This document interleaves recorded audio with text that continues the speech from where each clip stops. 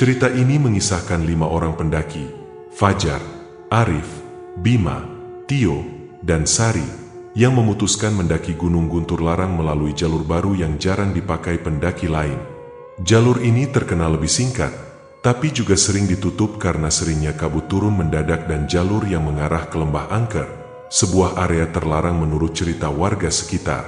Di tengah perjalanan malam, kabut tebal turun dan sinyal HP menghilang. Dalam kondisi panik, mereka bertemu dengan sosok penuntun misterius yang menawarkan jalur lebih aman. Rombongan pun mengikuti penuntun tersebut tanpa sadar semakin tersesat ke lembah berkabut. Satu persatu mengalami kejadian aneh, suara bisikan, tawa samar, dan jejak langkah yang menghilang. Di Lembah Angker, kabarnya arwah pendaki yang hilang dijadikan penjaga, sekaligus penuntun palsu yang menyesatkan para pendaki baru. Sosok penuntun yang awalnya seolah menolong ternyata menjerumuskan mereka ke tebing curam sebagai tumbal. Saat nyawa mereka terancam, Arif, yang sempat berpisah, berhasil kembali membawa bantuan. Namun, trauma mendalam membekas pada mereka. Fajar, yang paling keras kepala, mulai mendapat teror di rumahnya. Konon, sekali diantar penuntun palsu, arwah lembah akan terus mengikuti siapapun yang sudah melihatnya. Nama gue Fajar. Malam itu, gue dan 4 orang teman, Arif, Bima, Tio, sama Sari, nekat muncak ke Gunung Guntur Larang lewat jalur alternatif yang katanya baru dibuka. Jalur ini cuma jalur setapak bekas warga cari kayu, jadi nggak resmi, tapi orang-orang bilang jalannya lebih singkat kalau mau ngejar sunrise di puncak. Awalnya kita berangkat sore dari base camp. Angin lumayan kencung, kabut tipis udah mulai turun meski belum gelap total. Sempat ada bapak-bapak penjaga warung bawah yang nyamperin. Dia bilang begini, mending lewat jalur biasa aja, nak, jangan lewat jalur sana kalau masih gelap. Sering kabut nutup jalan, nanti malah nyasar ke lembah. Tapi entah kenapa, kita semua ngerasa jalur baru ini kayak tantangan. Udah keburu sok berani, Sari malah nyeletuk sambil ketawa. Ah, Pak, kita rame-rame kok, pasti aman. Si bapak cuma ngelus dada, terus balik masuk warung. Gue masih sempat nengok, dia melotot kayak mau ngomong sesuatu, tapi batal. Tepat maghrib, kita udah mulai nanjak. Headlamp nyala, jalur tanah becek bekas hujan kemarin bikin langkah makin pelan. Tio yang paling depan bawa kompas kecil, sok-sokan jadi penunjuk arah. Tapi makin naik, kabut makin tebal. Suara serangga pelan-pelan hilang, ganti sama suara angin dingin yang bikin bulu kuduk berdiri. Di pos bayangan pertama, kita mutusin buat istirahat. Nafas udah ngos-ngosan, tapi nggak ada satupun dari kita yang mau ngaku takut. Gue ngelihat Sari duduk sambil menggosok-gosok tangan. Bima nyeletuk, jalur singkat apaan ini? Malah nyasar nggak jelas. Tio cuma cengengesan, santai, bro. Tuh, kompas gue masih nunjuk arah timur laut. Bentar lagi puncak kelihatan. Tiba-tiba Arif berdiri, mukanya pucat. Dia nunjuk ke arah semak-semak di pinggir jalur. Kalian denger nggak? Kita semua diam. Awalnya cuma suara angin, tapi perlahan ada suara ranting keinjak. Langkah kaki, pelan, ritmis, mendekat. Gue spontan nyorot headlamp ke arah suara, cuma kabut putih. Samar-samar ada bayangan orang berdiri di balik pohon. Dia nggak pakai carrier, cuma kayak orang lokal bawa senter kecil. Suaranya pelan tapi jelas. Mau ke puncak, ya? Lewat sini aja, jalannya aman. Jangan lewat situ, bahaya. Gue masih mikir, siapa dia? Pendaki lain? Warga? Logikanya, warga mana yang mau naik ke sini malam-malam begini? Tapi Fajar, yang dari tadi diam, malah maju. Mas, bener lewat situ lebih cepat. Sosok itu cuma ngangguk pelan, matanya nggak kelihatan. Kabut nutupin wajahnya. Bima mulai gelisah. Udahlah, Vi, gue nggak sreg. Siapa juga orang itu? Tapi gue ngerasa kayak ditarik. Entah kenapa, sosok itu kayak ngasih rasa tenang. Dia melambai pelan, jalan duluan masuk ke jalur semak yang gak ada tapaknya. Gue sama Fajar langsung ngikutin. Sari setengah hati, Tio ragu, tapi akhirnya ikut juga. Arif doang yang berdiri kaku, nadanya tinggi. Gila kalian, mau ikut siapa itu? Kita nggak kenal. Fajar nengok ke Arif, nadanya datar. Kalau mau aman, ikut aja. Kalau nggak, balik sendirian. Kabut makin turun, nyamuk hutan mulai hilang. Suara jangkrik lenyap diganti angin aneh yang kayak bisikan. Gue nggak tahu kenapa kaki ini rasanya nurut aja. Padahal jalur makin sempit, tanah licin, ranting-ranting ngebaret lengan. Sosok di depan sesekali nengok, nyengir samar. Nggak ada kata-kata lagi. Gue masih sempat nengok ke belakang. Arif berdiri sendirian di pos bayangan. Lampu headlampnya kelihatan redup kayak mau padam. Dia teriak, "Fajar, balik weoy, balik." Tapi nggak ada yang noleh. Kita semua terlalu sibuk ngikutin penuntun itu, melangkah makin dalam ke jalur yang entah kemana. Dan di detik itu, gue ngerasain hal pertama yang bikin merinding. Jalurnya kayak berubah bentuk, tanahnya basah, rumputnya dingin, kabut kayak ngerangkul badan. Gue ngerasa langkah gue bukan gue yang gerakin lagi. Seolah ada yang mendorong, pelan tapi pasti. Dan dari situ, pendakian ini nggak pernah sama lagi. Gue nggak ingat berapa lama kami ngikutin sosok penuntun itu. Jalurnya makin nggak masuk akal. Awalnya setapak tanah keras, sekarang berubah jadi tanah becek, licin, dengan akar-akar pohon yang menjulur kayak tangan mau nyeret kaki gue. Lampu headlamp gue berkali-kali redup, kadang cuma nyala beberapa meter ke depan. Tapi cahaya lampu penuntun itu, entah kenapa, selalu kelihatan jelas meski kabut makin pekat. Gue nengok ke samping, Fajar jalan di depan gue, mulutnya komat kamit baca doa. Sari di belakang, napasnya berat, sesekali dia ngedumel. "Vi, yakin ini jalan? Kenapa makin ke bawah sih?" Tio yang bawa kompas udah pasrah. Jarum kompas muter-muter nggak jelas, kayak diputerin magnet. Sementara Bima mulai panik. "Bro, lo yakin kita nggak muter-muter? Perasaan gue tadi udah lewatin batu ini." Dia nunjuk batu besar yang ditumbuhi lumut tebal. Dan iya, gue juga ngerasa jalur ini kayak muter di situ-situ aja. Tapi setiap mau balik arah, suara penuntun itu muncul lagi. Pelan, pelan banget, kayak berbisik di antara desau angin. "Lewat sini, aman, ikut aku." Suara itu anehnya bikin tenang. Padahal logika gue bilang, mana ada orang waras mau nunjukin jalur begini tengah malam?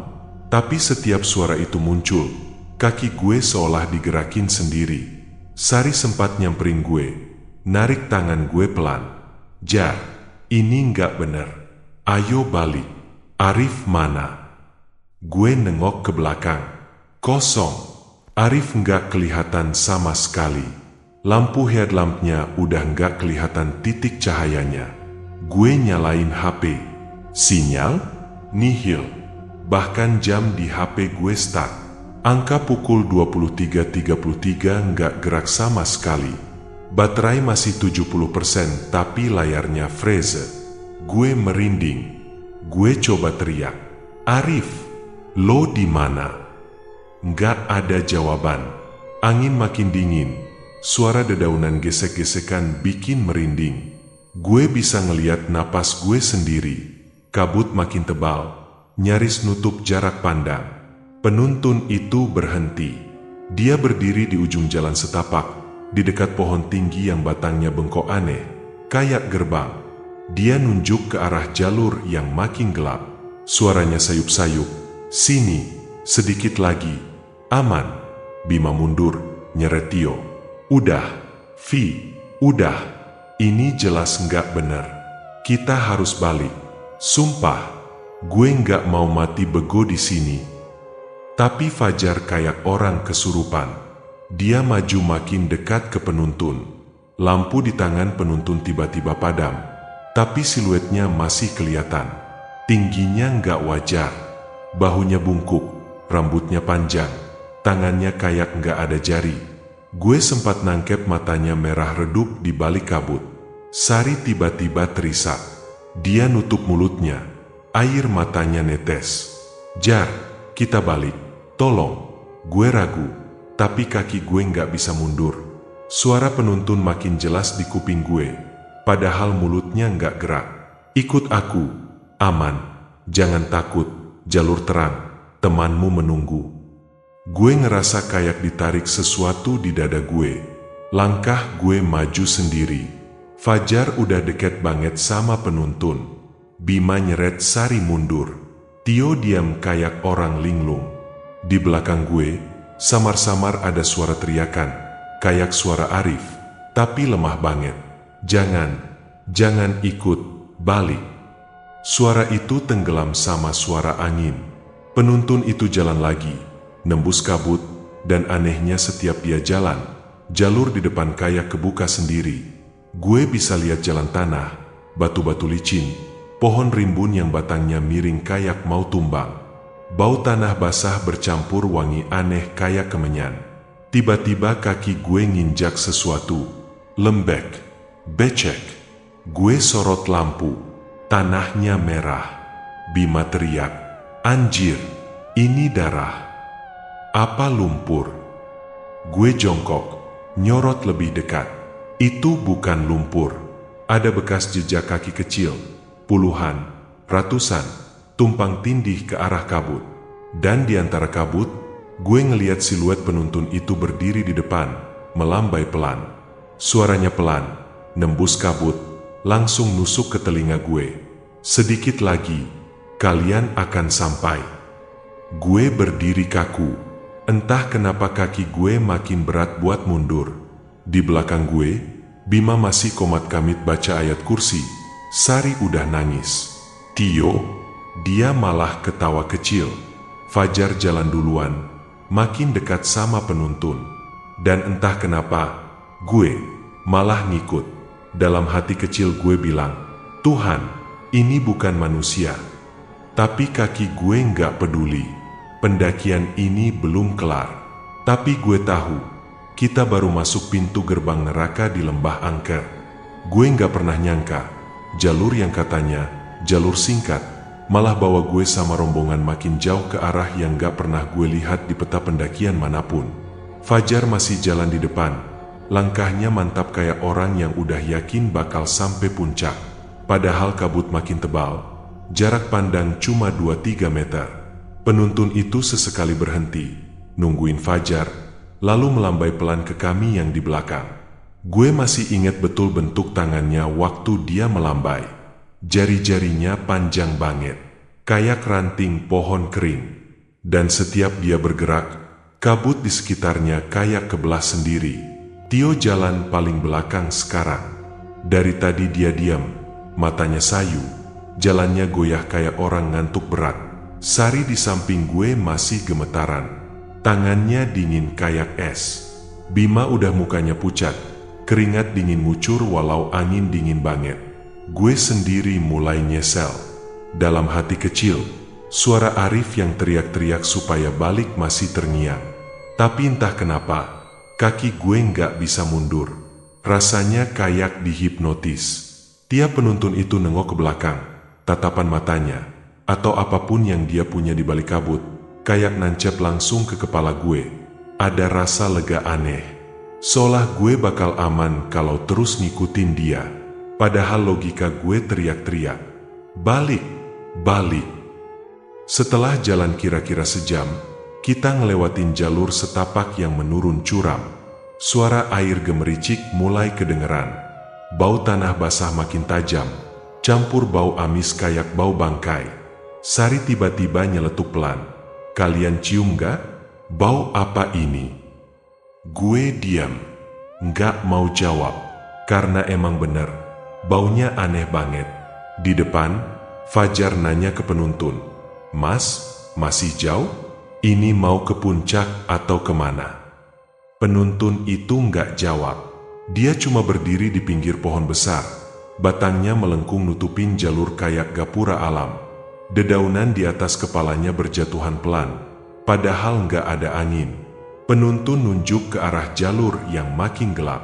Senter di tangannya redup, tapi cahaya matanya, atau apapun itu, bercahaya merah samar.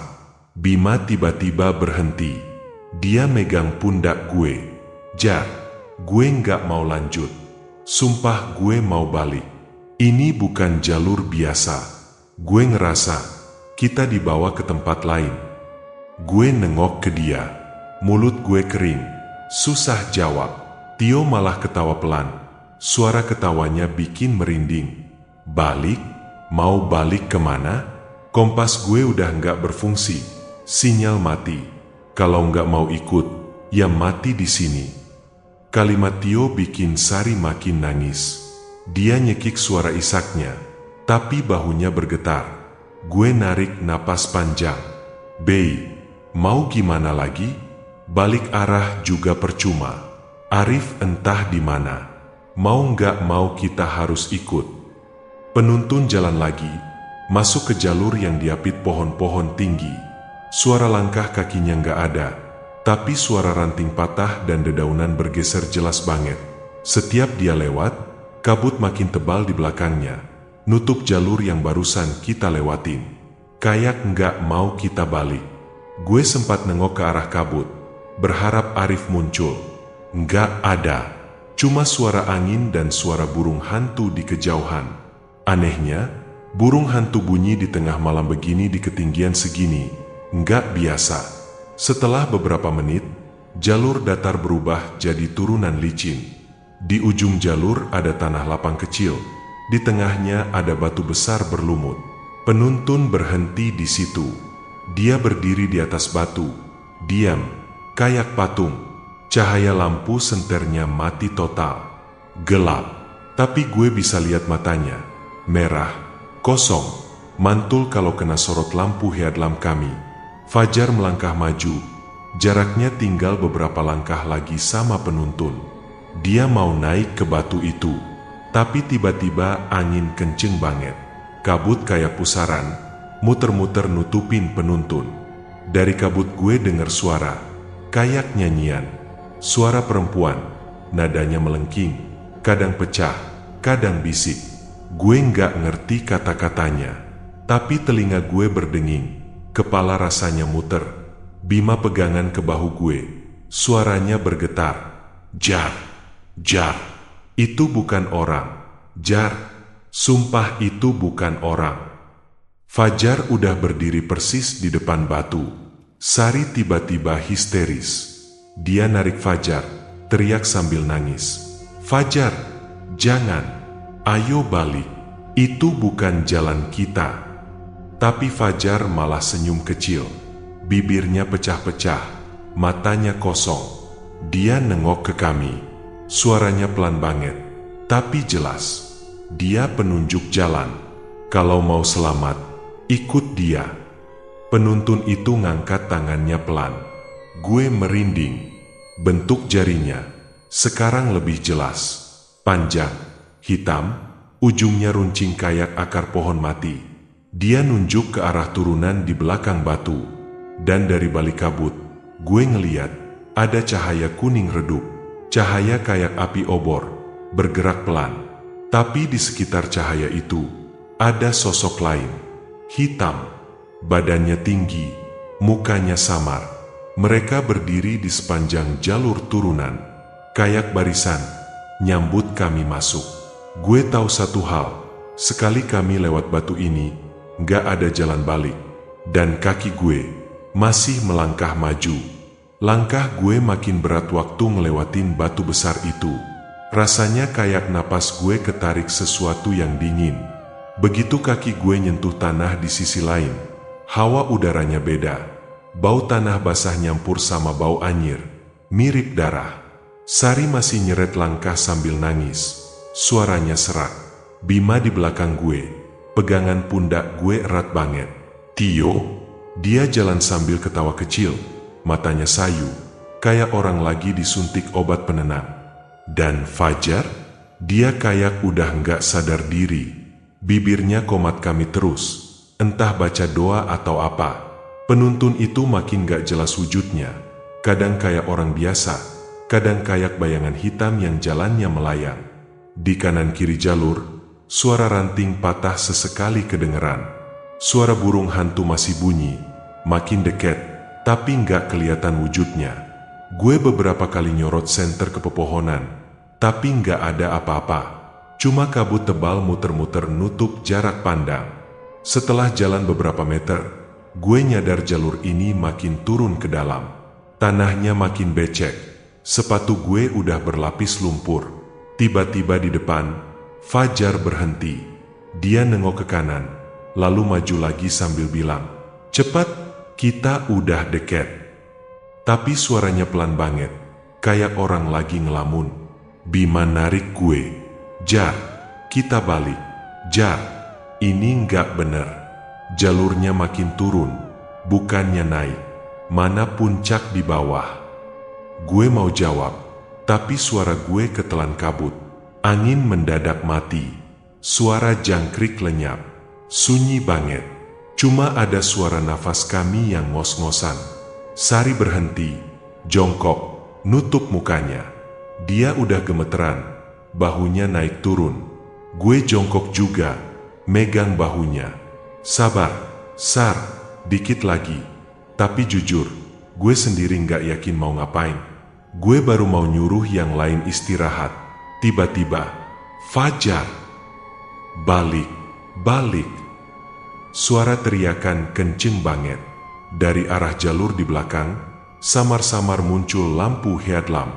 Gue tahu itu siapa. Arif. Dia berdiri di pinggir batu besar tadi. Nafasnya ngos-ngosan. Suaranya putus-putus. "Jangan ikut dia. Balik." Gue mau lari ke Arif, tapi kaki gue berat banget. Rasanya kayak dipegang sesuatu di pergelangan kaki. Gue nengok ke penuntun. Dia berdiri diam, tapi tiba-tiba kepalanya noleh ke arah Arif. Gerakannya patah-patah, kayak boneka. Mata merahnya mantul lagi di kabut. Fajar teriak, "Arif, lo ngapain di situ? Nggak ada jalan balik." Suara Fajar serak, matanya merah kayak habis nangis. Tio malah ketawa, mukanya pucat. "Udah, biarin aja dia. Dia nggak mau ikut, biar dia mati beku di sana." Arif makin dekat, nyorot lampu ke arah kami. "Jar, denger gue. Jalur itu buntu. Kalian diarahin ke lembah."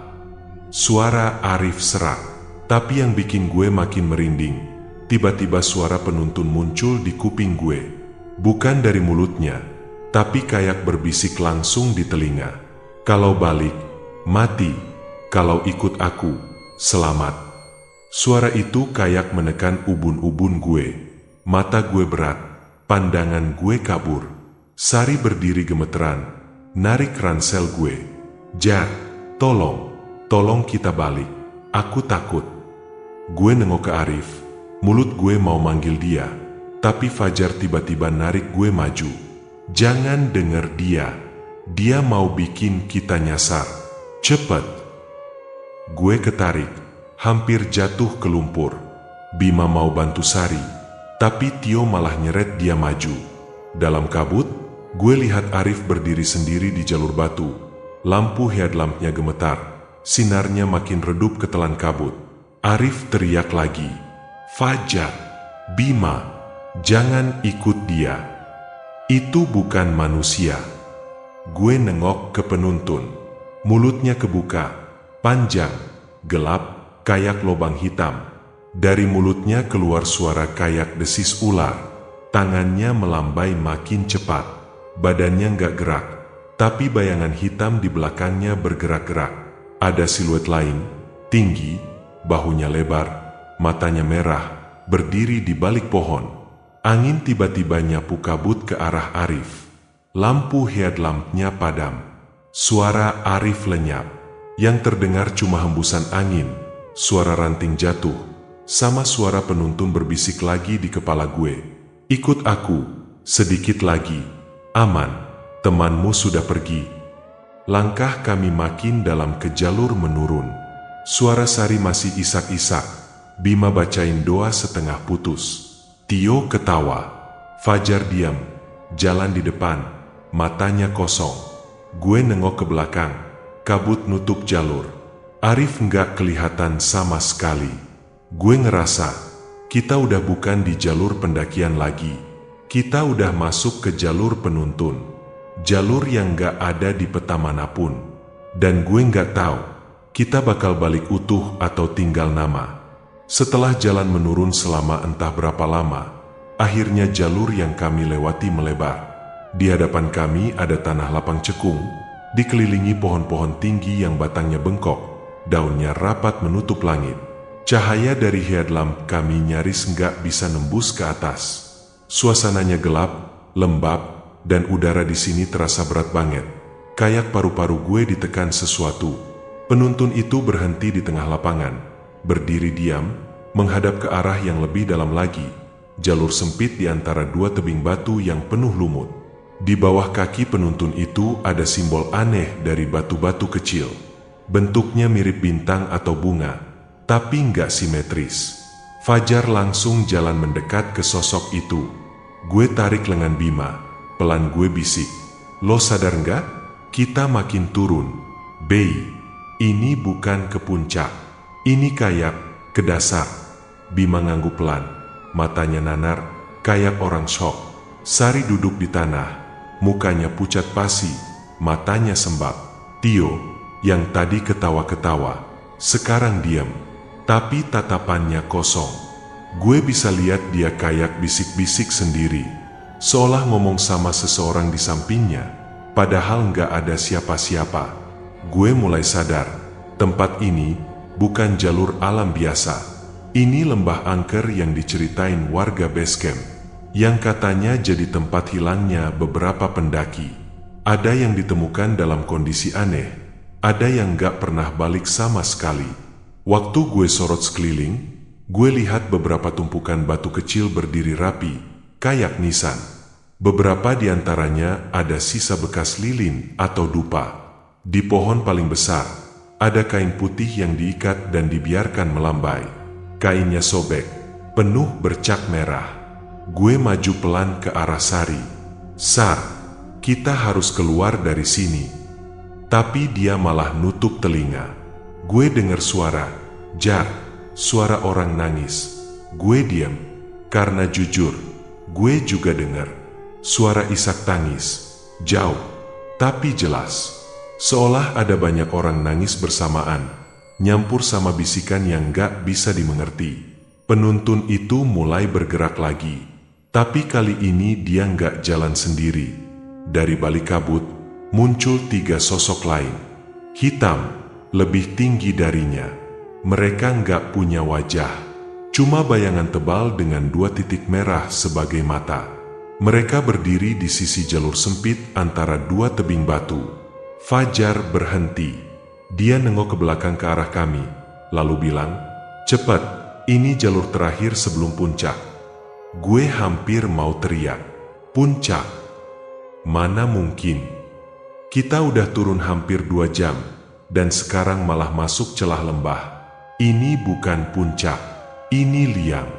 Tiba-tiba, suara denting logam terdengar dari dalam celah itu, kayak suara lonceng kecil. Suara isakan makin keras, dan entah kenapa, bumi kayak bergetar pelan.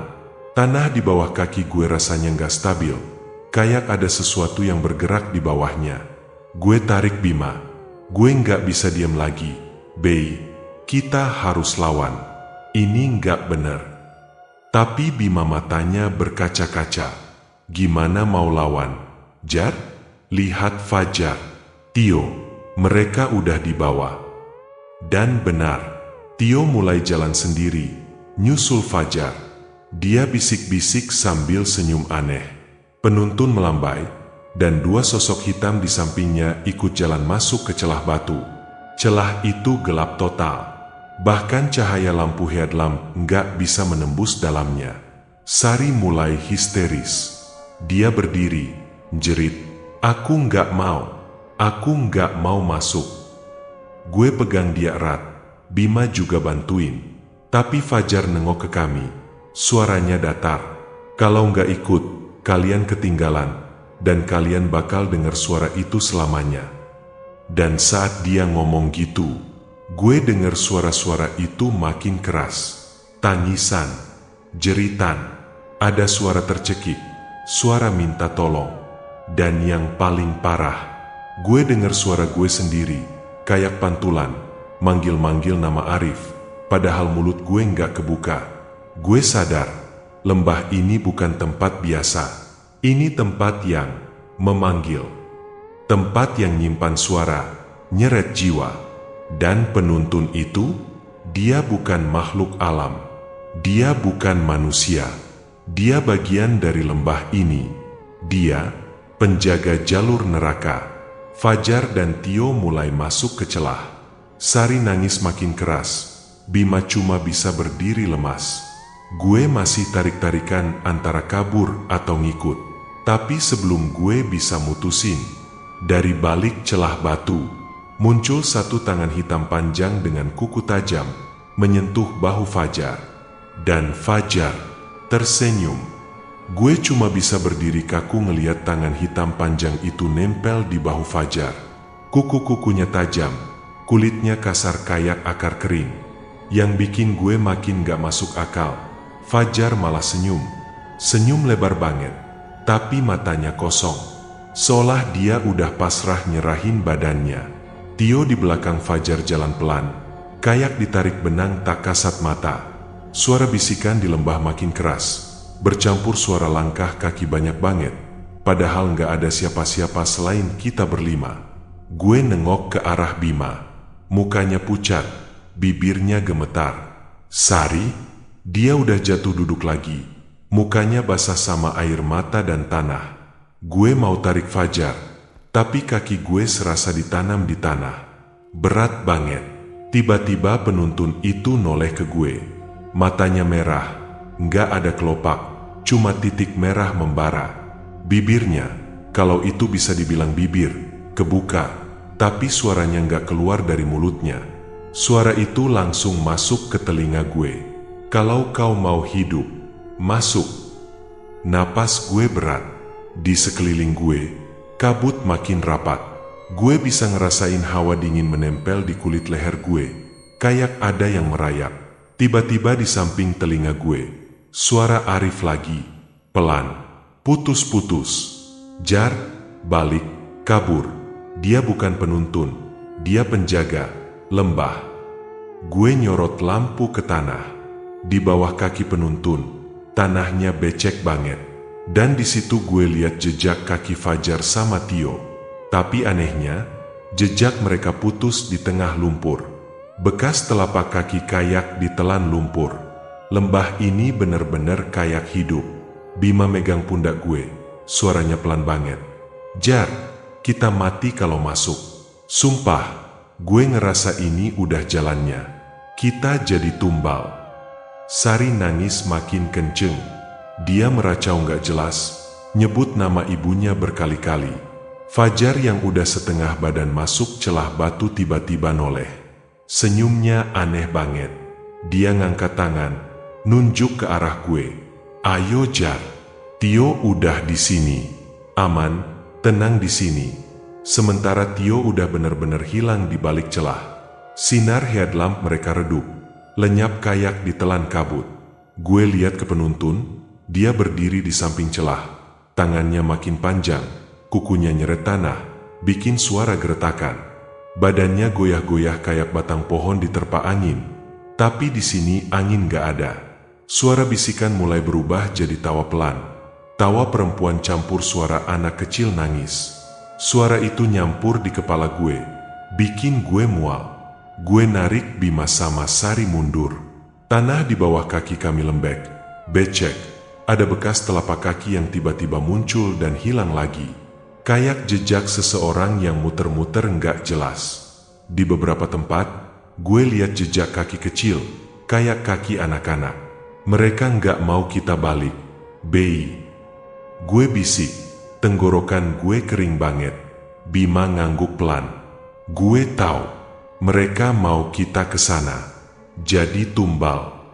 Sari masih terisak, tapi dia udah bisa berdiri. Dia pegang lengan baju gue kenceng. Gue nyoba nengok ke jalur kita dateng tadi. Nggak ada. Kabut nutup rapet. Nggak ada jejak sama sekali. Cuma tanah lumpur becek dan pohon-pohon bengkok. Tiba-tiba, gruk. Suara lumpur keseret. Bima teriak. JAR. Di bawah. Gue nengok ke tanah. Kaki gue udah setengah masuk lumpur. Rasanya kayak ada tangan narik pergelangan kaki. Sari juga nyaris jatuh. Gue refleks narik dia. Bima narik gue. Lumpur itu kayak hidup, muter-muter, nyeret kami ke tengah lapangan. Penuntun itu mendekat. Tangannya ngulur makin panjang. Arahnya ke kepala gue. Suara di telinga makin keras. Masuk, jadi bagian kami, jadi penuntun berikutnya. Gue nekat dorong Bima dan Sari. Lari, cari jalur keluar. Bima ragu, tapi dia tarik Sari yang udah setengah pingsan. Gue cabut kaki gue dari lumpur dengan tenaga sisa. Rasa dinginnya nyerang sampai ke betis. Jantung gue kebut. Penuntun itu melotot. Mulutnya kebuka makin lebar. Dari dalam mulutnya, kabut hitam tebal keluar. Bentuknya kayak asap pekat. Dan di dalam asap itu, gue ngeliat bayangan Tio dan Fajar.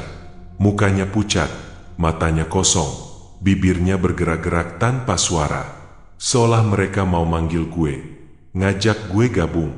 Satu langkah lagi, kalau gue nyerah, lumpur itu bakal nelen gue juga. Gue gigit lidah gue sendiri. Rasa asin darah langsung bikin sadar. Gue lari nyusul Bima dan Sari. Kabut nutup jalur di belakang. Tapi di depan, gue lihat celah pohon kayak gerbang kecil. Samar, ada cahaya remang. Mungkin itu harapan terakhir. Tapi suara penuntun masih ngikut di kepala gue. Makin keras. Nggak ada jalan keluar. Kalian akan jadi kami. Gue nggak peduli. Gue lari. Gue nggak mau jadi tumbal. Gue nggak mau jadi penuntun palsu berikutnya. Gue, Bima, sama Sari lari sekuat tenaga. Lumpur di belakang masih kayak hidup, nyeret kaki kami tiap langkah. Suara penuntun makin keras di kepala gue, berdesing kayak dengungan lebah. Sesekali gue bisa ngerasa tangan-tangan dingin meraih mata kaki gue. Sari udah setengah pingsan, tapi Bima nyeret dia terus. Napas kami berat, dada gue rasanya panas, bercampur bau anyir tanah busuk. Di depan, celah pohon yang tadi gue lihat makin jelas. Ada cahaya kekuningan redup, kayak obor. Gue nggak yakin itu jalur keluar atau malah perangkap. Tapi daripada mati beku di tengah lumpur hidup, gue nggak punya pilihan lain. Begitu kami berhasil loncat keluar dari tanah becek, kami jatuh ngerebah di tanah keras. Gue ngecek kaki, lutut gue lecet, celana penuh lumpur sampai paha. Sari merintih pelan, suaranya nyaris nggak kedengeran. Bima juga megap-megap, matanya masih berkaca-kaca. Sambil ngos-ngosan, gue nengok ke belakang.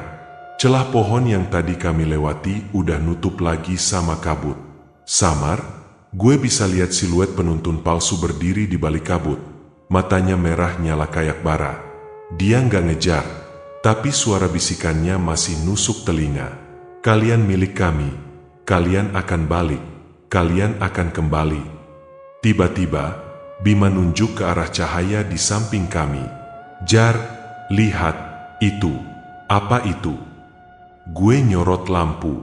Di ujung cahaya redup, ada semacam pondok tua, setengah ambruk, ditutupi akar-akar pohon. Di depannya, gue lihat tumpukan batu nisan. Jumlahnya puluhan. Beberapa nisannya udah patah, miring. Tapi yang bikin jantung gue mau copot, di salah satu nisan, gue lihat syal warna merah. Syal yang Fajar pakai waktu start pendakian. Basah kena kabut, tapi gue tahu itu syal dia. Sari mulai histeris lagi. Jar, itu syalnya Fajar. Dia udah. Suaranya patah, Bima nutup mulutnya. Sar, diam dulu. Dengerin. Kami semua nahan napas. Dari dalam pondok tua itu, gue dengar suara langkah kaki pelan, gemerisik ranting patah. Lalu, suara isakan. Isakan perempuan, kecil, sedih banget. Gue nyorot lampu, sinarnya mantul di sesuatu. Ada mata. Sepasang mata di balik celah papan pondok. Gue mau mundur, tapi suara lirih tiba-tiba keluar. Pergi, kalian bukan yang mereka mau. Kalian bukan. Suara itu serak banget, kayak jarang dipakai ngomong. Gue samperin pelan. Bima jagain Sari yang udah gemeteran sambil nangis. Gue nyamperin jendela reot pondok, nyorot ke dalam. Di situ, duduk seorang perempuan tua. Rambutnya putih panjang, mukanya keriput parah, matanya cekung tapi merah, kayak abis nangis berhari-hari. Dia duduk melingkar, di depannya ada tumpukan sesaji layu, bunga kering, dupa mati, dan beberapa foto orang yang udah pudar. Salah satu fotonya, kayak Fajar, tapi lebih tua. Gue mau tanya, tapi si ibu itu duluan nyerocos pelan. Kalian, bukan yang terpilih, kalian tamu, mereka mau jiwa baru, mau penuntun baru, mau ganti. Gue bingung, mereka? Siapa? Siapa yang mau tumbal? Ibu itu nutup mukanya, bahunya gemeter. Lembah ini lapar, lapar sejak lama. Orang-orang buang tumbal ke sini, penuntun palsu itu. Dia dulu orang juga, pendaki juga, ditinggalin di sini, dikasih makan lembah. Bulu kuduk gue merinding. Jadi, kalau kita ikut dia, si ibu lirih, kalian hilang, badan kalian gak akan ketemu, suara kalian di sini, menuntun orang lain, kayak dia, kayak mereka. Tangannya gemetar, nunjuk ke nisan-nisan yang numpuk di luar pondok. Gue ngerasain angin dingin banget lewat di tengkuk.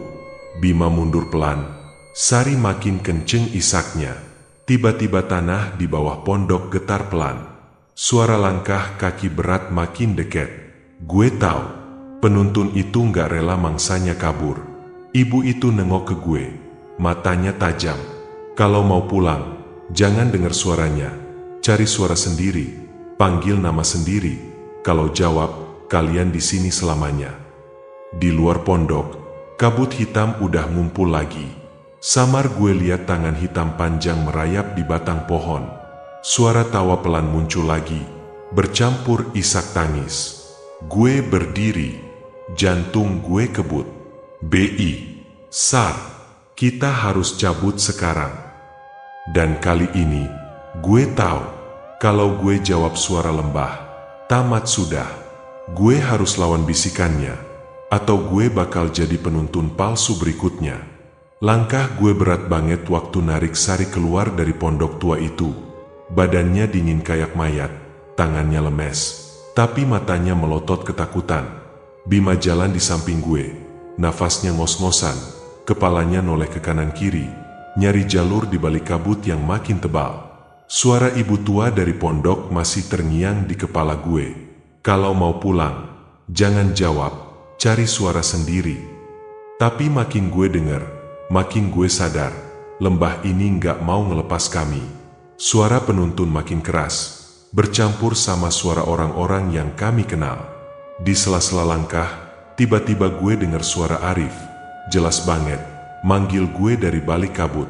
Jar, Jar, sini, gue nemu jalur keluar, sini, Jar. Gue langsung berhenti. Bima narik gue.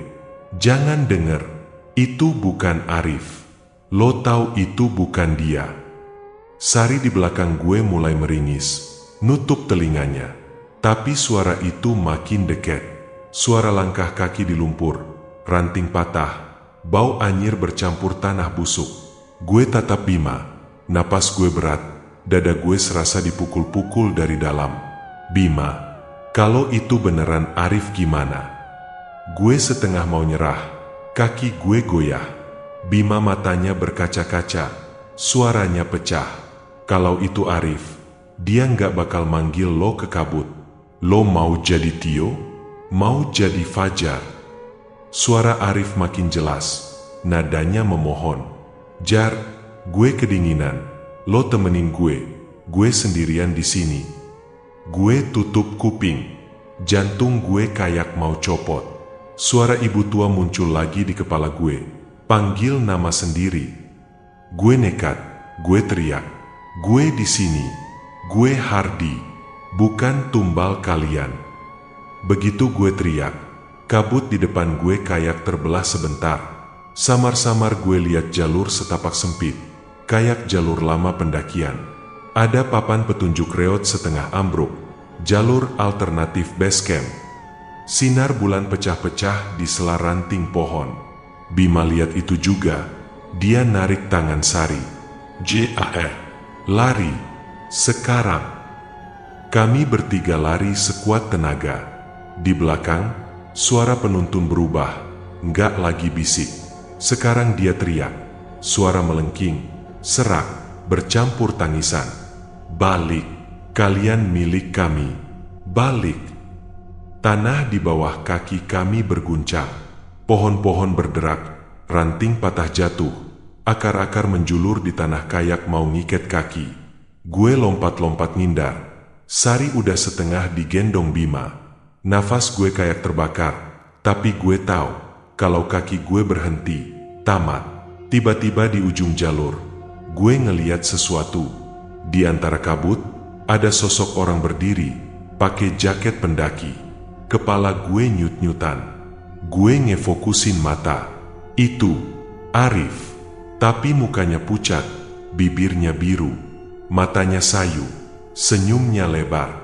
Dia angkat tangan, melambai ke arah kami.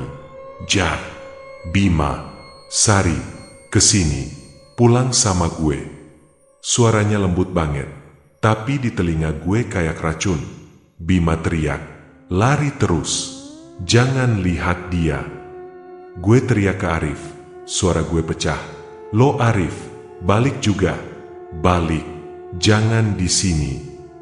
Tapi Arif diam, senyumnya melebar, tubuhnya goyah dan samar. Di belakangnya muncul bayangan penuntun palsu. Badannya lebih besar, matanya merah membara, tangannya panjang kayak akar, ngebelit bahu Arif. Dan Arif pelan-pelan ditarik masuk ke kabut. Mukanya masih senyum, bibirnya gerak. Gue bisa baca kata terakhirnya, temenin gue. Gue gigit lidah, rasanya asin. Bima nyeret gue lagi. Fokus Jar, nafas, jalan terus. Sari mulai baca doa, suaranya pelan, campur isak. Kabut di jalur makin tipis, tanda kita dekat base camp. Tapi di belakang, suara penuntun makin histeris. Suara ribuan orang menjerit minta tumbal. Pohon terakhir gue lewatin, dan di depan gue lihat lampu Petromax base camp samar-samar nyala. Gue nggak peduli gimana caranya. Gue lompat ngelewatin akar, narik Bima sama Sari. Begitu kaki gue nyentuh tanah datar yang kering, suara jeritan itu hilang. Sunyi, kayak ditutup pintu besi tebal. Kami jatuh berpelukan di tanah kering. Nafas megap-megap, mata gue basah. Sari langsung sujud nyium tanah. Bima cuma duduk bengong, mulutnya komat kamit baca doa. Gue nengok ke jalur kabut di belakang. Kosong, nggak ada penuntun palsu, nggak ada Arif. Cuma suara angin hutan malam dan perasaan diubek-ubek. Kita selamat, tapi nggak semua pulang. Gue sadar, lembah angker nggak pernah kenyang. Tio, Fajar, Arif, mereka yang sekarang jadi penuntun baru. Dan suara mereka bakal terus manggil mangsa berikutnya. Gue masih duduk bersandar di tanah padat di pinggir base camp. Punggung gue nyender ke tiang penunjuk jalur. Napas gue masih sesak. Mata gue sesekali nyasar ke jalur kabut di belakang. Jalur yang udah menelan Tio, Fajar, dan Arif. Suaranya sekarang sunyi, tapi di ujung daun yang goyang, kadang gue masih berasa kayak ada yang ngintip. Sari meringkuk di samping Bima, matanya bengkak. Sesekali dia komat kamit, bibirnya pecah-pecah, tangannya nggak mau lepas dari jaket Bima. Gue masih bau lumpur lembah yang amisnya nempel di jaket. Beberapa penduduk base camp akhirnya datang. Ada Pak Seno, penjaga jalur, sama 2 porter tua yang sering bantu pendaki naik. Mereka bawa lampu Petromax kecil, sinarnya kuning temaram. Pak Seno ngeliat keadaan kami, keningnya langsung berkerut. Kalian, jalurnya ke arah mana? Bukannya semalam udah saya bilang jangan lewat jalur lama. Gue nggak sanggup jawab. Lidah gue kaku. Bima malah berdiri, nadanya gemetar. Pak, Arif, Tio, Fajar, mereka belum balik. Mereka ditarik. Pak, di lembah. Suara Bima pecah di ujung kalimat. Pak Seno diam lama. Matanya kayak nembus gue. Tapi nggak ada satupun yang nekat nanya lebih jauh. Gue cuma dengar salah satu porter nyeletuk pelan sambil nyulut rokok. Udah dibilang, lembah itu nggak pernah tidur. Pak Seno cuman manggut-manggut, tapi mulutnya kelihatan nahan sesuatu. Gue tanya pelan, suara gue serak. Pak, kenapa jalur itu nggak ditutup aja? Kalau bener-bener bahaya. Pak Seno ngelus dagunya. Matanya sayu banget. Ditutup? Jalur itu udah ditutup di peta resmi. Tapi kalian tahu sendiri, kadang jalurnya muncul sendiri. Jalur lama itu kayak hidup. Dia bisa manggil orang yang capek, orang yang sombong, orang yang gak percaya. Sekali dia mau kalian bawa peta GPS pun percuma. Gue ngedengar kalimat itu kayak tamparan. Rasanya percuma nyalahin siapa-siapa. Kaki gue gemeteran. Gue lihat ke arah ransel Fajar yang masih gue gendong. Di kantong sampingnya, gue lihat sisa botol minum yang udah penyok. Air di dalamnya keruh, kayak kena lumpur. Gue langsung muntah. Sari histeris lagi, mukanya nutup ke dada Bima. Pak Seno jalan ke jalur kabut, nyorot lampu ke sana. Tapi cuman angin malam yang jawab. Dia balik lagi, nadanya lirih. Dulu, penuntun palsu itu juga pendaki. Kelewatan jalur. Teman-temannya nyerahin dia ke lembah buat nyelamatin diri. Badannya nggak pernah pulang. Suaranya ya, menuntun orang hilang lain. Gue bisik, Arif. Arif masih manggil kita. Pak. Pak Seno megang bahu gue erat. Kalau kalian mau hidup, jangan pernah jawab. Dia udah jadi suara di sana. Kalian pulang. Biar saya sama warga yang jaga. Malam itu, kami dibawa ke gubuk base camp. Sari udah demam tinggi. Bima diam, matanya kosong. Gue ngelamun sambil lihat jalur kabut dari celah jendela. Sekilas, gue lihat ada lampu headlamp berkedip di balik kabut. Kayak sinyal minta tolong. Kayak suara Arif lagi. Tapi sekarang gue tahu, kalau gue jawab, tamat. Gue cuma bisa merem. Mulut gue komat kamit. Maaf Rif, gue nggak bisa balik jemput lo. Maaf. Pak Seno nutup pintu gubuk dari luar. Suaranya pelan, nyaris nggak kedengeran. Kalau suara mereka manggil, biar kami yang jaga. Kalian jangan pernah buka pintu kalau suara itu datang. Dan malam pun jalan pelan. Hutan kembali sunyi. Tapi di ujung jalur kabut, lembah angker nggak pernah benar-benar tidur. Gue nggak pernah nyangka, perjalanan naik gunung yang harusnya jadi liburan terakhir sebelum gue nikah malah berubah jadi mimpi buruk yang nggak bisa gue lupain seumur hidup. 3 hari setelah gue, Bima, dan Sari turun gunung, base camp akhirnya nyerah. Tim relawan nggak nemu apa-apa di jalur lama. Yang ada cuma jejak lumpur yang berakhir di kubangan becek, sisa bekas lilin terbakar, dan potongan syal merah Fajar yang nyangkut di akar pohon. Mayat? Nggak ada. Suara? Masih ada. Kata warga, kadang-kadang kalau malam kabut turun, suara orang manggil-manggil di batas jalur. Suara minta tolong. Suara ngajak naik lagi. Penuntun palsu, katanya. Dan Arif, Tio, Fajar, gue nggak tahu apa mereka udah tenang, atau justru jadi bagian jalur itu sekarang. Gue pulang ke rumah kayak orang linglung.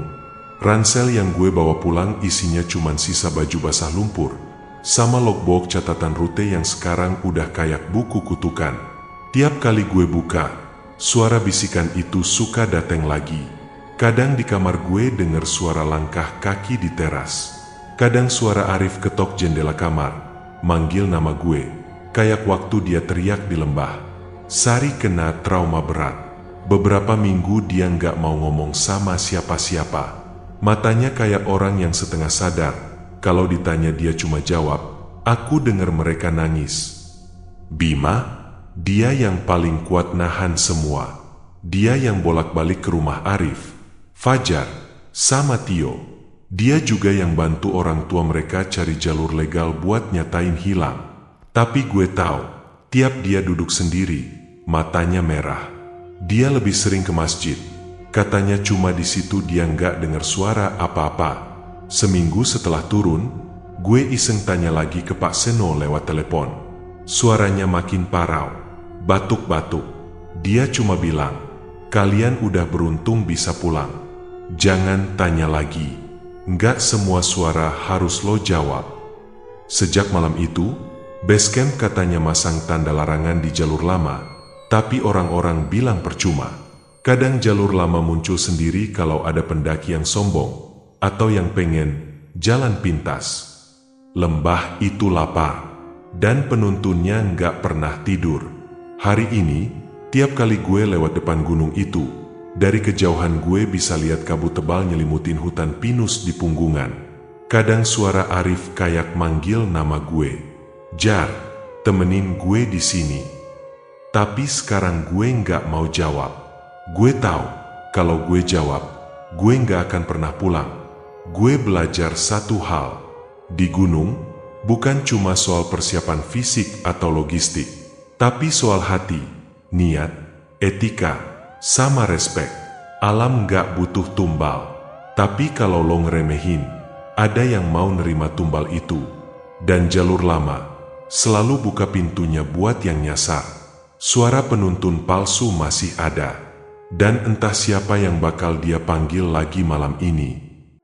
Terima kasih sudah mendengarkan cerita horor Tak Kasat Mata sampai selesai. Semoga kalian merasa tegang dan penasaran sama kisahnya ya. Jangan lupa untuk like video ini kalau kamu suka cerita seperti ini, dan subscribe supaya gak ketinggalan cerita horor seru berikutnya. Kalau ada pendapat atau pengalaman seram yang mau kamu share, langsung tulis di kolom komentar ya. Aku senang banget bisa ngobrol sama kalian semua di sana. Sampai jumpa di cerita selanjutnya. Jangan lupa jaga diri dan hati-hati di tempat gelap. Salam horor.